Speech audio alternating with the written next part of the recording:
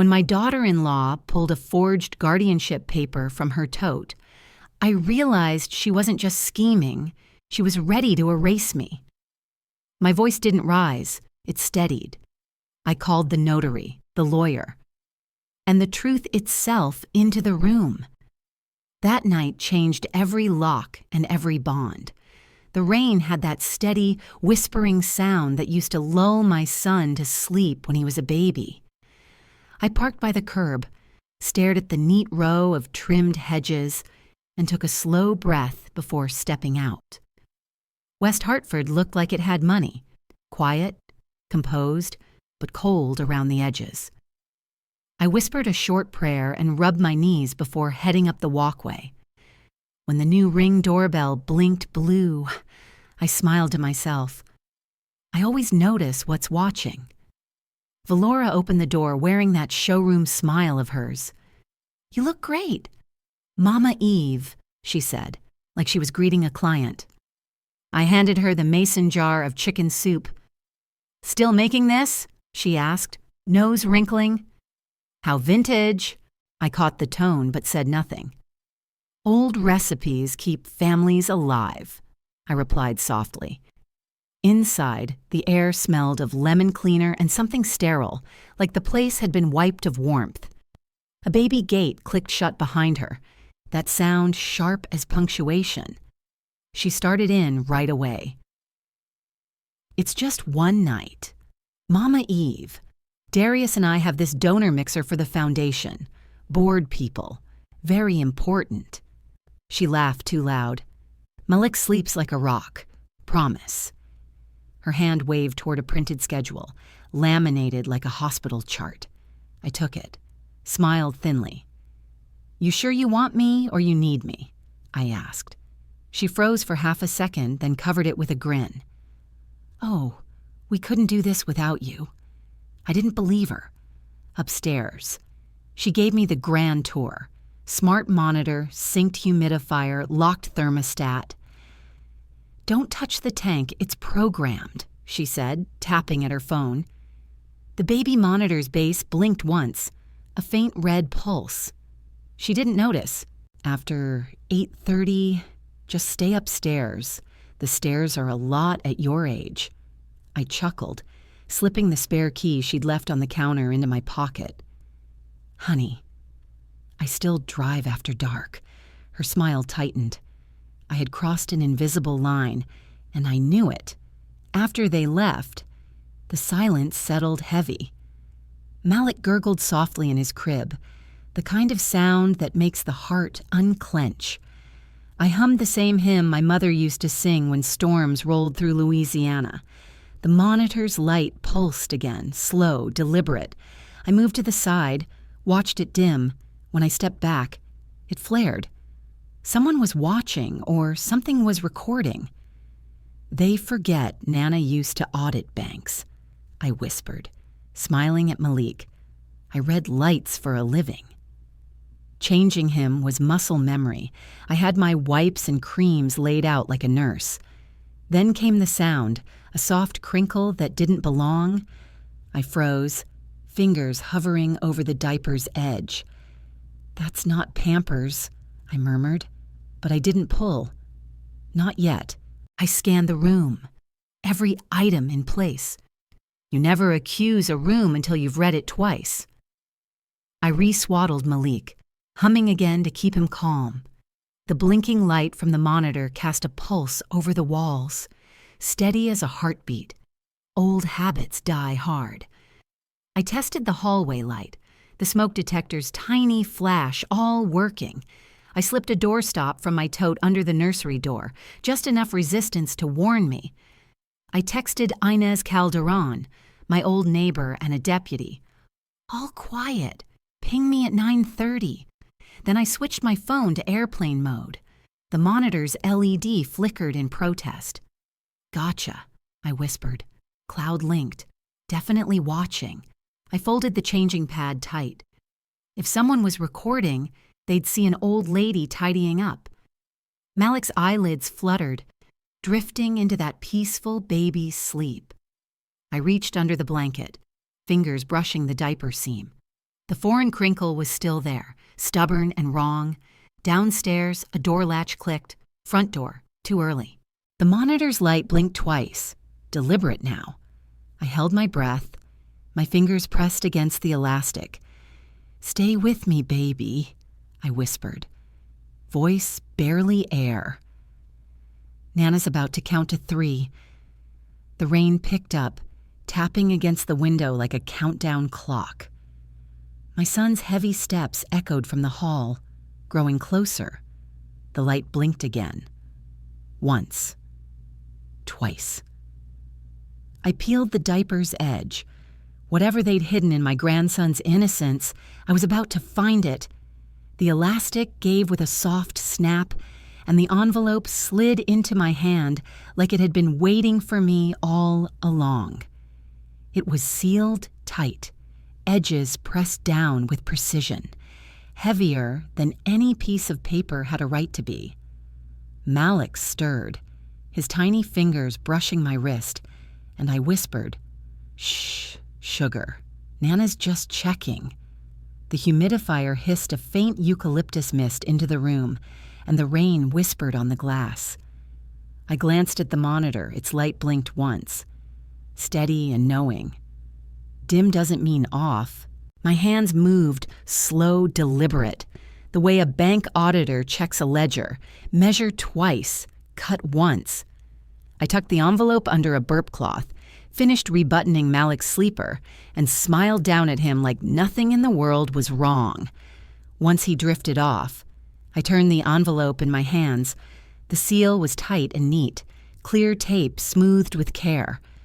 Whoever did this knew how to hide things. No return address, no handwriting but an ink blot where a pen had hesitated. I held it under the lamp, saw a solid rectangle within, a document sleeve, not a thumb drive or cache. The light caught the edges just enough to show intent. Someone had placed this inside deliberately.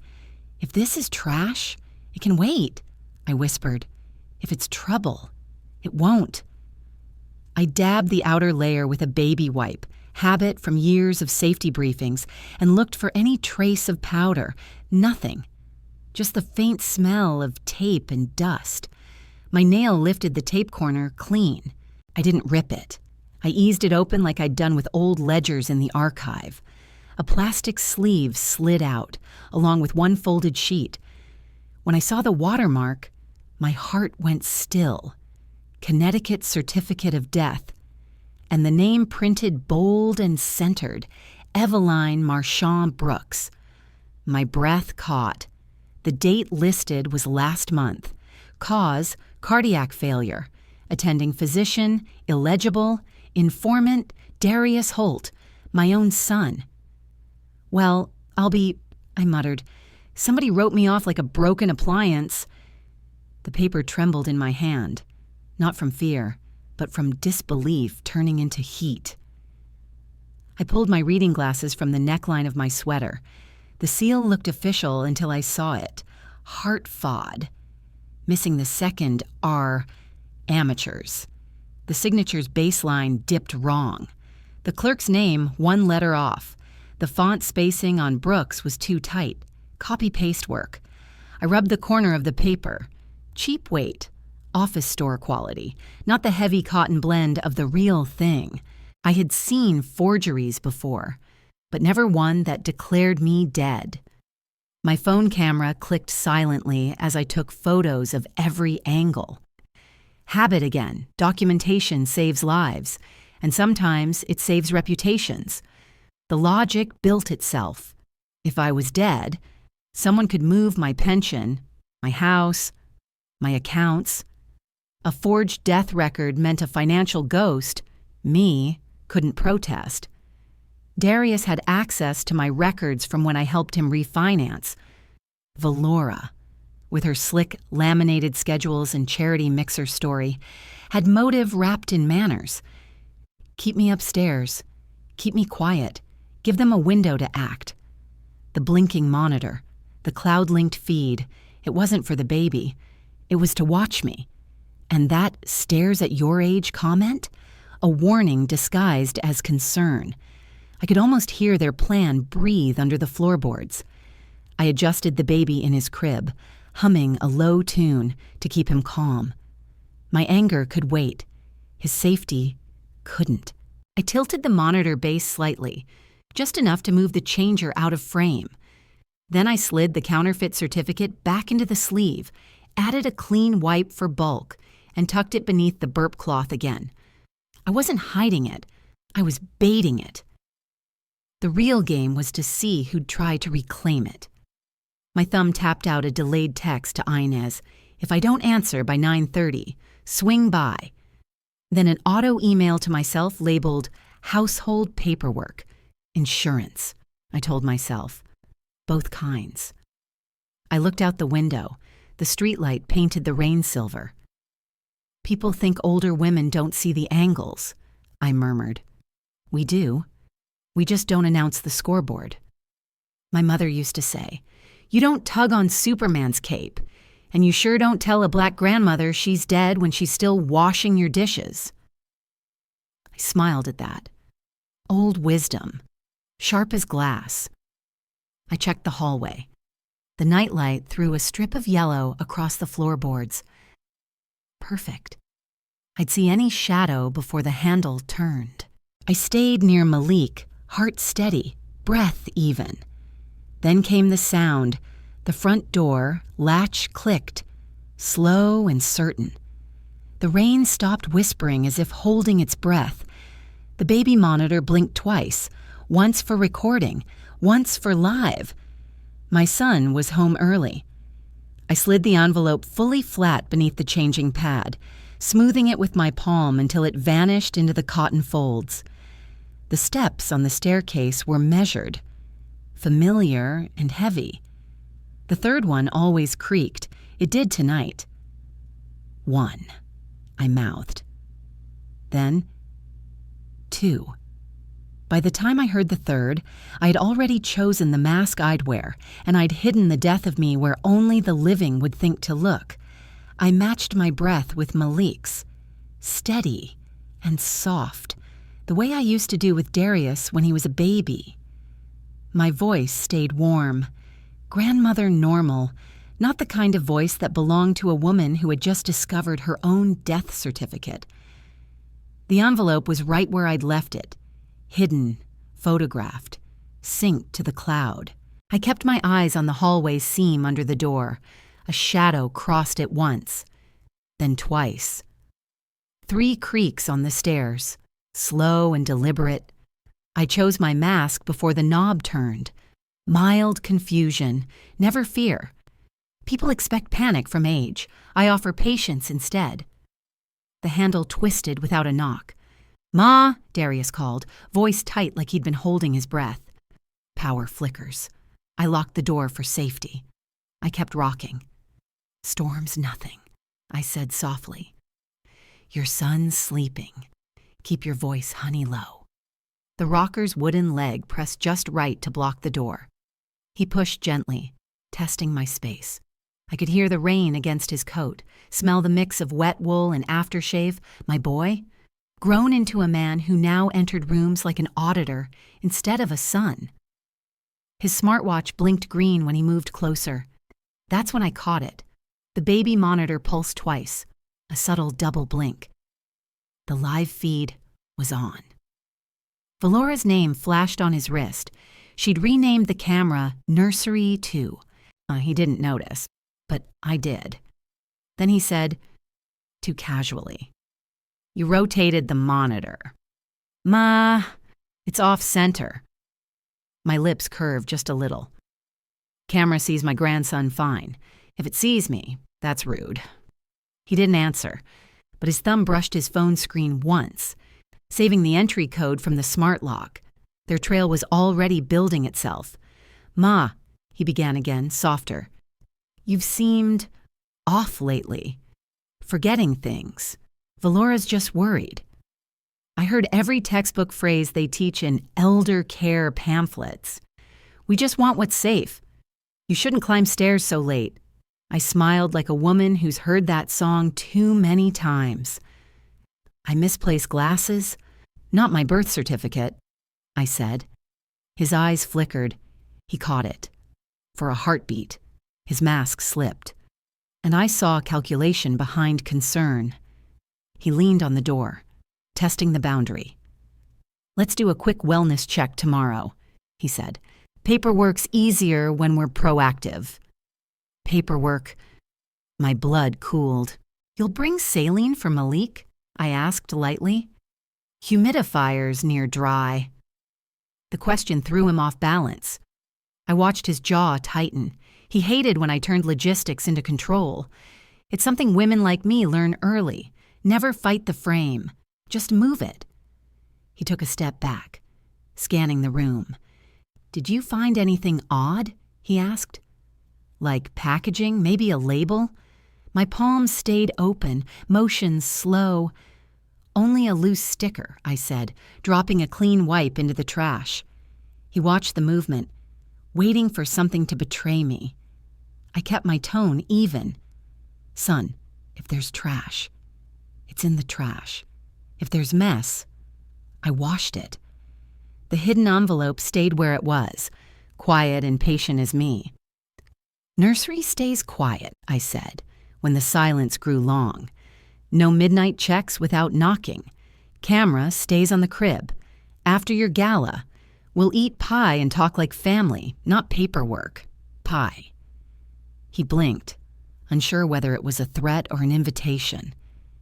"You're overreacting," he muttered. I nodded toward Malik's slow, even breathing. "Hear that? That's the only story tonight." He retreated half a step. The game had shifted, and he knew it. Then, from downstairs, another phone chimed, Valora's tone, sharp and bright. The monitor's light flipped to solid blue. "Recording." Darius smiled too wide. "We'll talk after midnight," he said, closing the door with care. I waited until the latch clicked, then exhaled slow, rocking Malik once more. Downstairs. A new light blinked to life, and I knew the real conversation hadn't even started. Valora came up the stairs like she owned the place. Perfume first, heels next.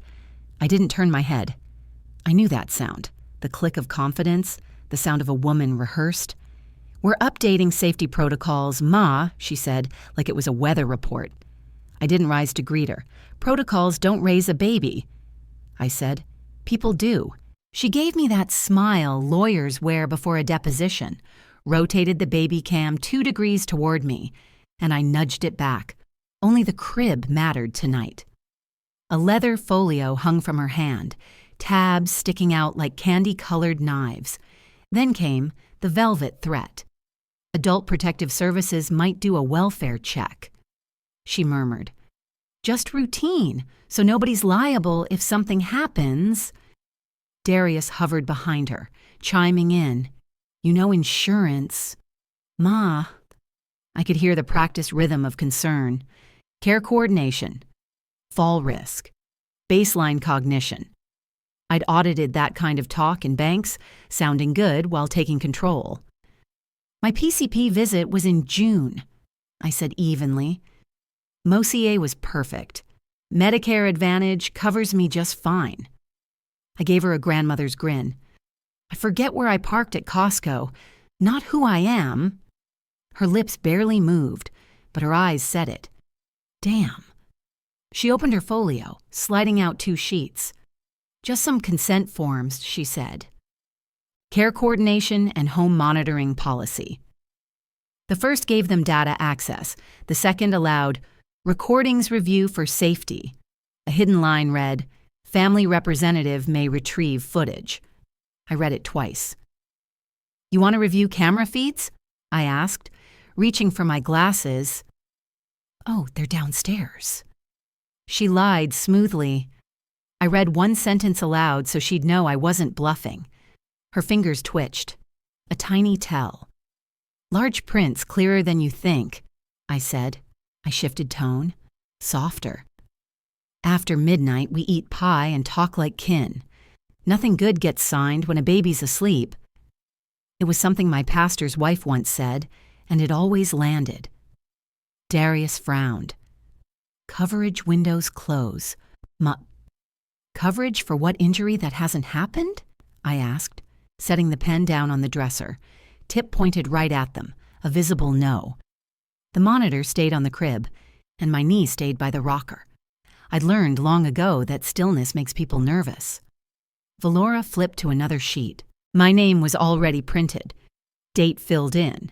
Witness line signed cute, legal. I blinked once. You brought a witness to my home? I asked. She smiled like it was manners. Family needs structure. Structure, I said. Me is crib rails, not signatures. Darius tried the soft approach. Just initials. Ma. For now. I looked at my hands, steady as a judge's, and let the silence work for me. 2 rules, I said, my voice like polished oak. No paperwork while I'm sole caregiver. No camera pointing anywhere but the crib. You want my consent, you print me a copy and ask again in daylight. Valora shifted into her empathy mask. We're all tired. Then let the baby sleep and the grown folks think. I answered, somewhere downstairs. A phone chimed again, sharp and quick. She gathered her pages, but when she closed the folio, a blue divider caught the lamplight. Safe, it read in small, bold letters. My mind filed it instantly. I knew her systems, color-coded, precise. SAFE wasn't for finance. It was an acronym. Seize and forensically extract. Her eyes flicked to me, realizing I'd read it. She closed the folio with a snap. I began humming a lullaby, the kind that makes people lower their guard. Within seconds, they excused themselves, saying they'd let me rest. As their footsteps faded, a new voice echoed from below, female, quick, and polished. 5 minutes, Darius called. Too quickly. Valora smoothed her sweater, tucking the pre-filled form beneath her arm. I pressed send on my phone. The scheduled text to my off-site backup pinged away. By the time the heels hit the first stair, I knew the paper wasn't their sharpest blade. The witness was. The heels hit the top step before the woman spoke. Quincy Hale, mobile notary, commissioned in Connecticut, she announced, holding up a black case that gleamed under the landing light. Her tone was clipped, professional, not warm. I said, Evening. We don't notarize while the baby's sleeping.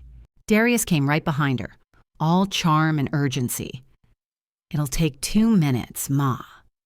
Valora stationed herself between me and the nursery door like she'd practiced that move in front of a mirror. Quincy opened her clipboard, tabs marked, acknowledgement, jurat, ID log. I asked for her commission number and expiry date. She rattled them off, steady and polite. This wasn't her first late-night job. Valora slid in smoothly. It's just for the home safety updates, she said. The header read, Care, Coordination, and Monitoring Consent. Same snake. New skin. Quincy clarified. I'm just witnessing signatures, ma'am. Who ordered you here? I asked. Darius said. Family representative. He didn't name which one. Then the family representative can wait till morning, I replied. I don't sign while I'm the only adult hands on this child. My tone was calm, like a teacher correcting homework. The packet was already filled, my name, date, and a sticky arrow pointing to the signature line. The witness slot already typed Q, Hale, a second sheet authorized family representative to access video footage. I read that clause aloud, each word clear as a bell. Darius said it was standard. ID's not consent, I told them, laying my driver's license face down on the dresser. Quincy hesitated. I can't notarize without voluntary acknowledgement, she said quietly. Her professionalism cut through the tension better than my words could.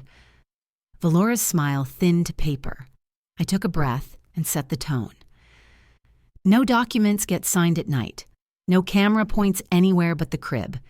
You bring ink after dark. I bring daylight. I pulled out my phone. Hit record. Witness present. Signature requested. Consent withheld. Quincy nodded. She understood the language of cover your own. I placed a blank envelope on the dresser, a decoy in plain sight. Valora's eyes flicked toward it. Darius followed. Good. Let them wonder what I'd already hidden. Then I played my strongest card. I dialed my trust officer's after-hours line. The recording began. You've reached the Fiduciary Division for Asset Protection and Surveillance Compliance. I read aloud from the memo saved in my notes.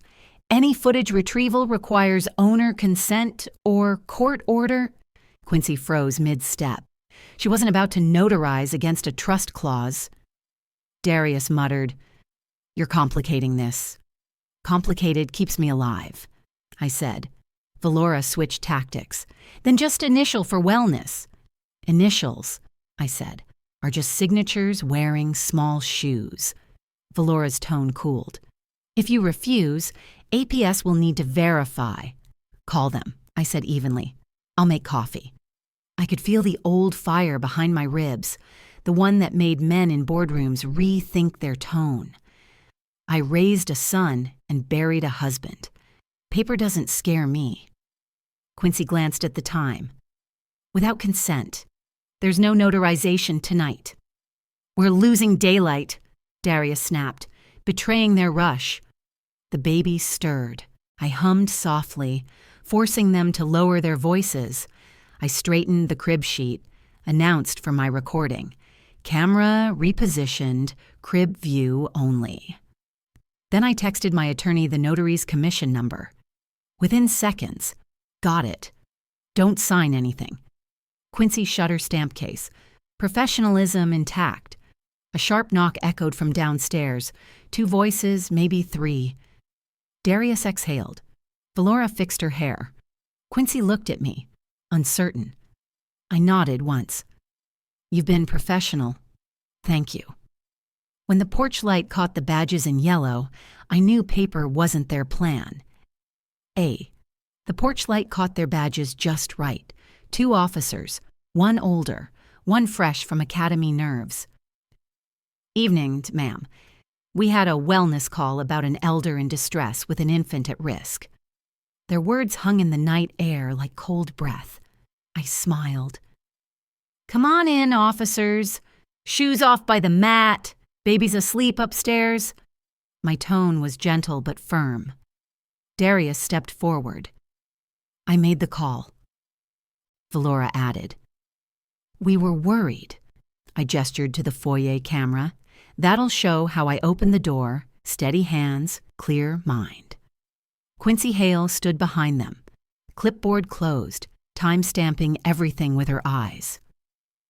"Tell me, what's the concern?" I asked. Valora's voice softened into a lie. "Confusion. Refusal to sign important papers." The older cop raised an eyebrow. "Refusal isn't confusion," I told him. "My blood pressure was 128 over 78 at 9 Mom." Logged it myself. I turned the baby monitor so they could see Malik sleeping soundly, his tiny chest rising in rhythm with the white noise hum. "Normal breathing. Room 71 degrees. One officer checked his notes. "Dispatch shows infant endangered, came in at 10:12. "Then log this," I said evenly. "False report, infant safe, elder competent." Quincy nodded, confirming I'd been calm since she arrived. I folded my hands. "House policy, no signing after dark. Council review in daylight. Cameras face the crib only." The younger cop nodded. "That's within your rights." Darius tried again. "She's overly legalistic." The officer shrugged. "That's not a crime." I smiled softly. I was raised on checklists and church bulletins. Structure keeps babies sleeping. Valora rolled her eyes, and that small disrespect said everything. I dialed my attorney, put him on speaker. "You're on with Hartford PD," I said. He read the trust clause aloud. Any footage retrieval requires owner consent or court order. The officers listened, professional but intrigued. I replayed 5 minutes from the crib cam, my voice calm, my movements deliberate, the sealed envelope visible but untouched after I'd checked it. You see, safety verified. One officer nodded. You opened it to ensure the baby's okay? Exactly, I said. Audit rule number 1, trust but verify. Quincy confirmed the timeline matched her own notes. Valora switched lanes fast. We're talking guardianship, not cameras. She's been forgetful. I sent a continuity letter to my bank this morning, I said, showing the email. Accounts active. Access restricted. The older cop asked, Who reported the forgetfulness? Darius stammered. Neighbors? Names? Silence. My attorney added, Revocation of unauthorized power of attorney already in progress. I looked straight at my son. If I ever need help, I'll be the one to ask for it. Quincy spoke next, her voice steady. For the record, the environment was calm. Brooks was coherent, respectful, and declined voluntarily. The officers jotted her statement word for word. Darius's shoulders slumped. Valora clutched her tote, ready to run, but nowhere to go. Malik fussed upstairs. Excuse me, I said. I took one officer with me, narrating each motion. Swaddle, adjust, hum. He whispered, You've done this before. Every night for 30 years. I said, Downstairs. He logged. No hazard observed. Back in the foyer, I laid one sheet of paper on the console. Short. Clear. Acknowledgement of false emergency call. Voluntary signature only. Darius froze. Valora whispered, Don't sign. The officer said, You don't have to. Sir, Quincy added, But if you do, I'll notarize truth. His hand hovered over the pen, trembling like he could hear every consequence waiting inside the ink. The sound of that zipper scraped across the night like a blade. Valora's hand trembled slightly as she unzipped her tote, but her eyes stayed steady, defiant. The officer's flashlight caught the gleam of glossy paper stacked too neatly. Darius's breathing hitched, the sound of a man who suddenly realized his plan had no floor. She spread the forms across my dining table. Power of attorney, emergency guardianship petition, both filled with my name but the wrong middle initial. The notary seal looked cheap, printed right into the PDF. I leaned closer. Honey, I said, quiet but sharp. If you're gonna fake a seal, at least spell the county right. Quincy stepped in, neutral tone. A notary seal must be physical, wet-stamped, signed with venue and date. She tilted her head. This one expired 3 years ago. The officer asked, Who prepared these? Valora stammered. A friend, it's just a form, not filed. I slid my earlier audio log toward them, timestamp glowing. I declined any signature tonight. That's refusal, not incapacity. Quincy began reciting the law like a catechism.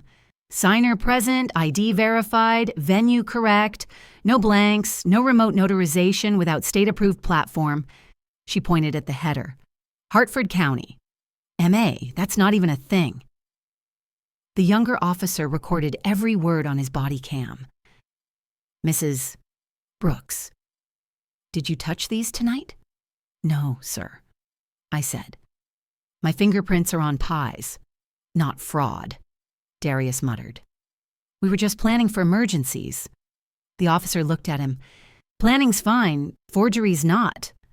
I met my son's eyes. There's a line between help and takeover. You crossed it the moment you printed my name. Then Valora's phone lit up on the table, bright and loud in that quiet room. HR compliance, immediate callback required. Another ping followed. Bank fraud alert, third-party attempt detected. She froze. I didn't say a word. Quincy noted, my commission number appears on that fake seal. Whoever used it committed identity misuse. My attorney's voice came through the speaker. That's why the trust system pinged the bank. Someone tried to register as fiduciary. Darius looked dazed. You set traps? No, I said softly. I set alarms. You tripped them. We stepped onto the porch for air. The officer stood halfway in the doorway, body cam blinking red. Here's what happens next, I said, calm but final. No documents tonight or tomorrow. All future paperwork goes through counsel. Any impersonation triggers a police report and a bank affidavit. Darius's voice cracked. Do I still have access to the house? Not tonight, I said. Smart locks go in at 7. You'll need clearance like everyone else. Valora hissed. You can't just lock us out. The officer turned toward her. She can. She's the homeowner. My attorney added, no trespass notice pending review. Quincy simply said, I'll witness the handoff. The baby stirred upstairs, soft cries like punctuation. I moved with the officer, packed the diaper bag, checked the formula, zipped the onesie. I handed Malik to Darius under the porch light. Fed at 10:45. Changed. No fever. Keep the rhythm, not the chaos. Valora reached to grab the handle, but the officer raised a hand. Parent only. I gave her a steady look. Routines are sacred. You break one, you break trust. Quincy logged the time. Transfer complete. Infant safe. Then the final hammer dropped. My attorney emailed both officers. On their phones, the proof lit up, a draft guardianship petition saved in a prepaid legal portal under Valora's maiden name. Her mouth fell open. Everyone cuts corners, she whispered. The officer replied, not with court filings. Quincy exhaled. That seal was taken from a Pinterest warning post about fake notaries. Darius looked wrecked. I told him gently, a lie may walk fast, but truth's already waiting at the door. The officer suggested Valora call her employer's HR line on speaker. She obeyed, pale and shaking. The voice on the other end was cool, professional. Ms. Quinn, per compliance policy, you're on administrative leave pending investigation. She hung up with a dry click. I felt no triumph, only the kind of sorrow that settles deep in the ribs. Hospitals run on trust, I said softly. Not paperwork. By midnight, the officers filed their notes. Quincy packed her clipboard. I texted my locksmith. Riki confirmed for dawn. The baby's faint coos echoed through the monitor. Darius lingered by the car door, eyes wet. Mom, he started but couldn't finish. Go home, I said. Start fixing your part. He nodded, hollow. Valora clutched her tote like it was a lifeline, but even that bag had betrayed her. As their car rolled down the drive, my porch light flickered, a motion alert from the neighbor's Ring camera. The clip showed Valora, earlier that evening, duplicating my house key beside her trunk. I forwarded it to the officer, then looked at my husband's photo on the mantel. You were right, I murmured. Locks keep honest people safe, and the rest out of practice. By 7 that morning, the air in West Hartford felt lighter, cleaner, like the house itself could finally exhale.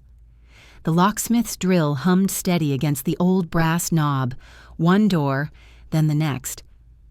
I stood by with coffee and a clipboard, every turn of that screwdriver sounding like punctuation to the night before. Quincy Hale arrived right on time, camera in hand, efficient as ever. She photographed each new lock, serials clear, then signed her affidavit about the key copy attempt caught on the Ring camera. Chain of custody, Mrs. Brooks, she said, and I nodded. I'd already emailed the footage and officer's report to my attorney, attaching the trust's alert logs, the word guardian flashing red at 9:11 p. Last night, paper beat story, I murmured, and a timestamp beats tears. 15 minutes later, a process server climbed the porch, suit pressed sharp, 2 envelopes in hand. "Good morning, ma'am. Service for record." He placed them on the table. No trespass notice for Valora Quinn. Cease and desist for both her and my son, Darius Holt. Copies for their address would follow. But I wanted them here first. Visible. Physical. Quincy logged the time, her notary seal catching morning light. "It's cleaner when everything's on record," she said. I agreed. A line in ink is a wall in brick. Before he left, I opened my laptop and sent my attorney a calendar invite titled Boundary Setting, Final. At 9, Darius came to the porch, hands jammed in his pockets, face pale under the daylight. I opened the door just enough for air and truth to pass through. "I needed to see you, Ma," he said. His voice was quiet, worn. "We weren't trying to hurt you." I kept my hand on the chain lock. "You tried to replace me, son. That's worse than hurt. It's erasure." He winced. I laid out 3 conditions: therapy for family systems, a financial literacy course, and a signed acknowledgement rejecting any guardianship changes. "You do this. We rebuild. You don't. We rest." He blinked fast, tears or anger, I couldn't tell. "Can I still see the baby?" "At the community center." "Supervised," I said. "Routine protects more than walls do." He nodded once. Slow. By 10, I sat with my attorney on speaker while HR confirmed Valora's suspension. "Badge access revoked, investigation active," the HR voice said. No edge, no warmth. I thanked them simply and ended the call. Consequences didn't need applause. At noon, my attorney and I reviewed the settlement draft. The terms were straightforward: apology, reimbursement for legal costs and locks, completion of a parenting course, 1 year no trespass unless invited, and acknowledgement that all trust authority remained solely under my name. Any breach, any new forgery, and the file went straight to the state's attorney. It's leverage, not vengeance. My attorney said. "Leverage lasts longer," I replied. At 1:30, I carried Malik's diaper bag into the community center. The room smelled of sanitizer and crayons. Darius was already there, shifting from foot to foot. Valora stayed outside, sunglasses hiding half a face but not the guilt. I focused on the baby, steady, fed, safe. "Malik needs rhythm," I told the staffer. "Adults need rules." The visit was brief, quiet. He smiled once when I hummed. For the first time in days, I felt peace, the kind that sits heavy but healing. At 3, my phone buzzed, a voicemail from Valora. Her voice cracked between apology and excuse. I shouldn't have downloaded that seal image. I just wanted things easier. My attorney called it what it was, a confession. We transcribed it, time-stamped it, attached it to the settlement email, and sent it with a 72-hour deadline. I texted Darius, "Choose the oxygen mask or the smoke." His reply came quick. "I'll sign by 4. I was home again. The house smelled like lemon oil and quiet victory. I organized the binder, labeled a new tab Boundaries, slipped receipts and affidavits into their sleeves. The courier arrived with a soft knock, documents signed and sealed. I brewed tea, the simple kind that doesn't demand sugar or noise. "Forgiveness," I told the empty kitchen, "is a gate with a lock, and I own the key." As dusk drew down, my inbox pinged, an email from a senior rights clinic asking if I'd speak about my binder system for their new toolkit. I smiled toward my husband's photograph. "We turn hurt into homework," I said, "somewhere down the block." A child's laughter rose with the wind, light and clean. This chapter, at last, was closed, but the story of holding your ground, that never ends. Morning sunlight spilled across the binder on my table when a new notification blinked. Document access request, Malik Holt Quinn, trust account. Someone was trying to open a door I'd just locked. I reached for my phone, the screen lighting up with a familiar number. But whose side were they calling from this time?